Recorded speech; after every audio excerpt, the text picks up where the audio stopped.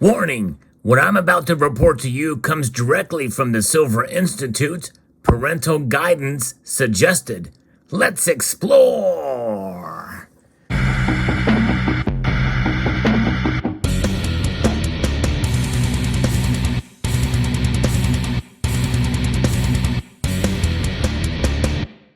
Yeah, silver has a naughty side. Who would have thought?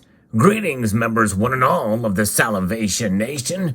We are going to explore the industrial and somewhat naughty side of silver in this piece of actually pretty amazing technology that is being utilized for the automotive industry. There's a greater message here, but there's a little bit of fun as well in this video because of some of the language utilized in this piece. You know, you got to have a little bit of fun with silver from time to time. Its price is suffering a bit as of late. And as we see more advances in technology with the metal, it's only a matter of time, I believe, when silver will start to manifest itself for the value that it has. And I believe we may see that in the coming months or within a year. But until then, we can either enjoy these low spot prices and suffer these high premiums, or just wait it out. Either way, the advice has been consistent from this channel that we should be realistic about silver, hold on to it. For the ones that we do have, like these two pieces here, and I'll explain what those are later here in the video. But let's first get into this very interesting piece from the Silver Institute about a new silver compound is moving the electric car sector forward. It's pretty amazing. Silver, as we know, is the heart of the global automotive industry. As the metal with the highest electrical conductivity, it is found in dozens of systems in modern-day vehicles. It is truly indispensable, and as reported previously, demand for silver from this sector is growing rapidly and forecast to reach 88 million ounces. That's 2,500 tons in just a few short years by 2025. There are certain applications in the sector where silver's other properties make it less than ideal. For instance, as a relatively soft metal, silver and silver alloys can wear quickly in certain applications. One example is in the electric vehicle chargers, repeatedly inserting and withdrawing, known as mating. That's right, you heard correctly. And that is a process where you insert and withdraw, that's for sure, in more ways than one. High-powered industrial chargers can lead to wear of the silver surfaces and severely impact the durability of the metal itself. Friction, it's all about friction. When and you think about it, whenever you rub coins together or two pieces of silver together, typically does cause some abrasion. I mean, it is a relatively soft metal when you think about it. So that does make sense. Very interesting. And so this is where this mating comes in, and these other materials are relatively high cost, and because they are alternative coatings such as hard alloys, hard gold alloys, and palladium nickel alloys have been used in such environments, but they are expensive, making silver-based alternatives with improved physical properties an attractive proposition. Yes, indeed. And we know all about being naughty. It does involve being attracted and being proposed, or propositioned, rather. So there's more of the innuendos in this piece. I would argue to venture that it's entirely unintentional, but there are several of them already in play. Arguna C100 from Umicore is one such option. According to Umicore officials, the silver graphite combination offers an excellent electrical conductivity of silver, while the lubrication of the graphite simultaneously increases abrasion resistance, thus reducing wear even with a high number of mating cycles. Yes, indeed. In other words, it's their version of KY jelly, apparently, or a lubricant there. So Umicore carried out laboratory testing that involved repeatedly inserting and withdrawing samples into a test slot and then measuring the remaining coating thickness. Yes, indeed. If you're like me, you're down with the thickness.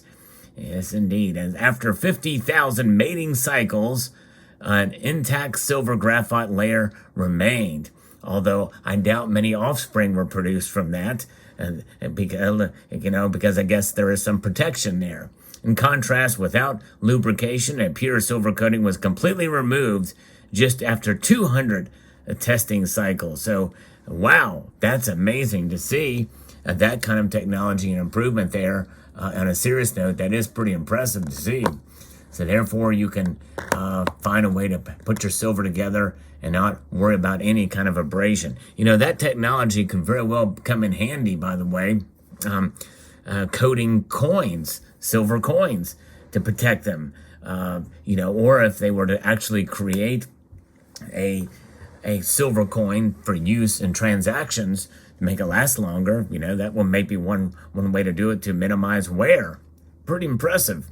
Concluded Frederick Thallinger, head of technical applications of Umicore under laboratory conditions. An end-of-life tribometer test proves a low, stable coefficient of friction at the Arguna C100 coating system.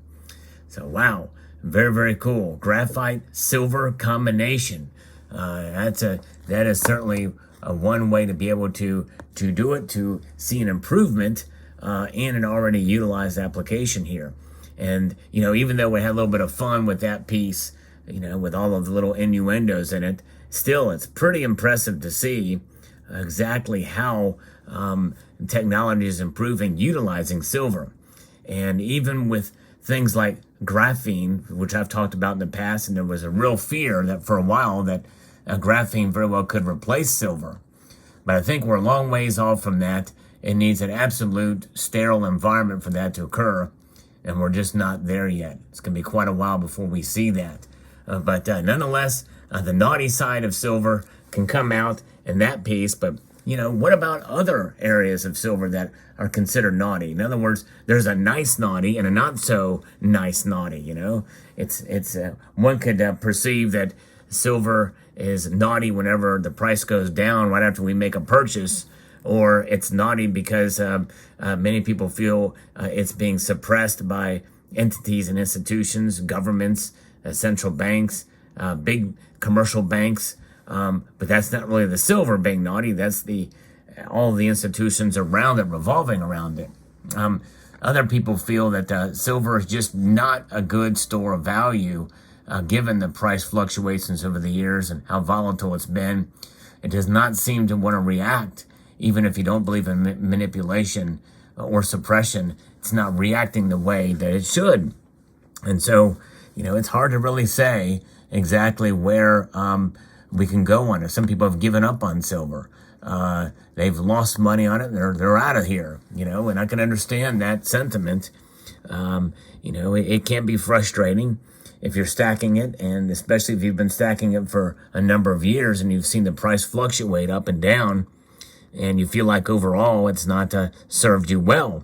And so it can be pretty naughty in those circumstances, especially if you must sell when the price is low.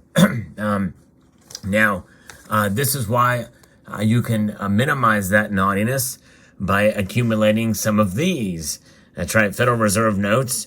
And even though this thing is much naughtier in a bad way, because of what this institution, the Federal Reserve, and politicians in concert with each other, in coordination, as it were, in order to suppress the price of this, or the value of this, rather. The value of this declines by design at a rate of 2% each year, but we know it's been in much more rapid pace these days. At 8.2% is the last measure. We're getting ready to come up on another rate hike cycle, which will strengthen this compared to other currencies around the world. But this is a losing proposition. Still, yet, we still utilize it. We need it in order to have our transactions, in order to protect ourselves, not protect ourselves, but in order to pay our bills and have all the things that we need in life. We have to pay for it with this. With dollars. And so therefore, I'm encouraging folks to actually hold on to a few of these, even outside the banking system in a secure location. but even having some in the banking location, so that banking institution, so that you can withdraw as needed on an as needed basis for those emergencies, so that you can have your silver as a saving of last resort. And because you don't want to tap into this and lose money when you do so. In other words, you don't want to buy it when it's way down, or you don't want to sell it when it's way down. You want to buy it when it's way down in price. So there you go. So that's how to be nice with your silver, is to accumulate it at the lowest premium possible, to stack it. And these pieces here that you see before you here, actually had acquired some time ago. I even forget who poured these for me, but I asked specifically that they have no stampings on them. And they are beautiful little 1 ounce poured bars here. And it just something to kind of showcase, pulled them out. Thought it'd be appropriate for this video, but yes, indeed, nice shiny silver bars, highly polished and evident here. And so yeah, have got to have a little fun, got to enjoy it from time to time. And that's what this video was about. I hope you enjoyed it, but a little bit of education and news, as well as a little bit of fun. That's right. Sometimes you gotta just let loose from time to time. So I hope you enjoyed this video. I'd like to extend a multitude of gratitude to you all for taking the time to watch, and encourage you to please rate, share, comment, and subscribe.